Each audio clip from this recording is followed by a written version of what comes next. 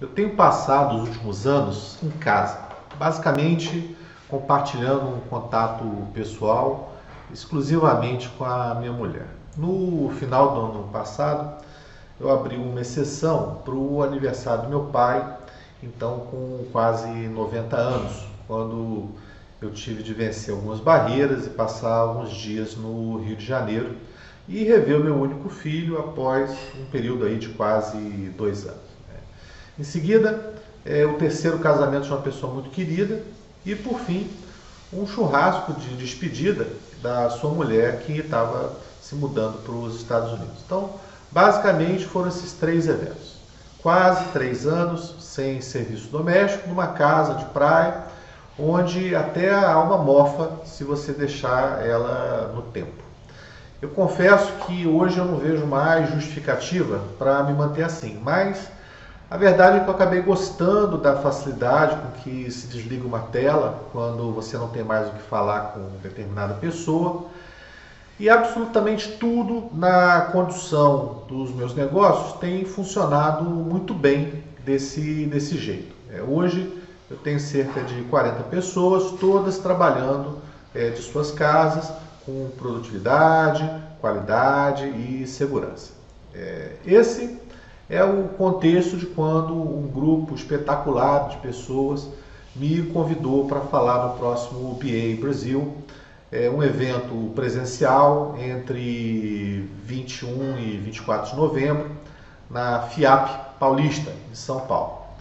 Coincidentemente, eu estou atuando em 2 clientes, os ajudando a promover algumas mudanças em como eles organizam o seu desenvolvimento de software. A natureza dessa mudança tem um forte nexo em como a análise de negócio é definida pelo IIBA no seu BABOC. Eu também vejo um certo nexo entre o momento que a gente está vivendo com a motivação para promover essas mudanças nesses 2 clientes. Afinal, com o trabalho em casa, ficou patente que as fronteiras entre a força de trabalho para desenvolvimento e os clientes que consomem esse serviço são basicamente inexistentes. Tanto faz se você mora em Nova Jersey ou em Vila Velha, o seu trabalho é programar em JavaScript. Então, é importante buscar soluções para aumentar a produtividade desse pessoal. Isso se tornou crítico, dada a escassez de recursos de qualidade disponíveis, e o aumento nos custos para sua mobilização. Então, em ambos os casos, nesses 2 clientes, a organização do trabalho para o desenvolvimento segue o Scrum. Também, em ambos os casos, eles usam tecnologia de low-code. No entanto, apesar de entregas frequentes, você tinha muito retrabalho, muitos tempos de espera e a liberação de um incremento funcional demorava demais. Então, o meu propósito nesse papo do BA Brasil é compartilhar como o desenvolvimento desacoplado ajuda a aumentar a produtividade ou mesmo recuperar iniciativas em crise. Esse termo desenvolvimento desacoplado, ele não está muito em moda. O que é isso? Ele descola o esforço de se refinar as ideias e definir as histórias do lead time do desenvolvimento. E cada processo tem o seu próprio ritmo, a sua própria cadência. Não é algo inédito, longe disso. O conceito de desenvolvimento desacoplado tem vários nomes. Por exemplo, no Kanban você pode denominar de upstream e downstream. No SAFe, ele pode ser visto como backlog de solução e os seus incrementos de produto, por um lado, e o backlog da equipe e as iterações, por outro lado. Mas veja, não se trata de transformar um desenvolvimento ágil em um desenvolvimento em cascata. Trata-se de antecipar decisões que podem ser antecipadas sem a necessidade de mobilizar um desenvolvedor. Então, nesse processo eu vejo o uso de critérios objetivos para segregar o que chamamos de refinamento do que chamamos de detalhamento dos requisitos, né? Isso é um fator crítico de sucesso, na nossa opinião.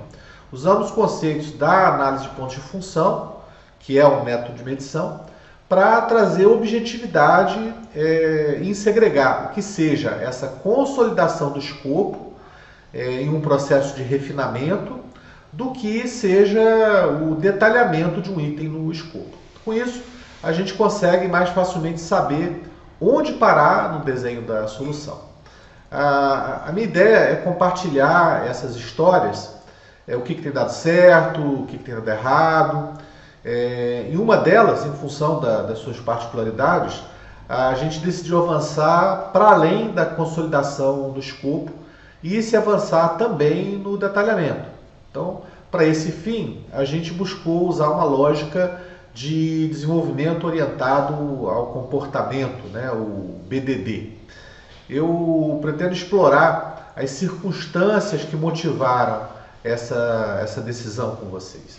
A nossa intenção foi deixar para o dev aquilo que apenas pode ser alcançado com o dev, né? Ou seja, que exija a mobilização de um dev, como, por exemplo, o desenho da interface, a questão sobre o comportamento dinâmico da interação entre usuário e sistema, a responsividade esperada nessa interação e a avaliação do impacto da sua arquitetura, codificação e testes. Eu vejo que isso possa interessar para o público de um evento como o BA Brasil 2022, porque subdivide o desenvolvimento em uma linha de análise de negócio, gerando demandas para potencialmente várias linhas de desenvolvimento, em um sentido mais limitado, né? Porque o desenvolvimento abrange tudo.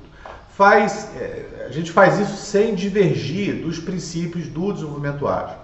Por fim, eu vejo o Product Owner tendo o seu tempo dividido em questões relacionadas à análise de negócio e questões relacionadas a aspectos mais relacionados à implementação. Quando a gente desacopla esses dois âmbitos, a gente pode melhorar o desempenho em ambas as frentes, né? E eliminar bloqueios lá atrás que, caso contrário, surgiriam lá na frente, né? E isso é perda de esforço e de tempo.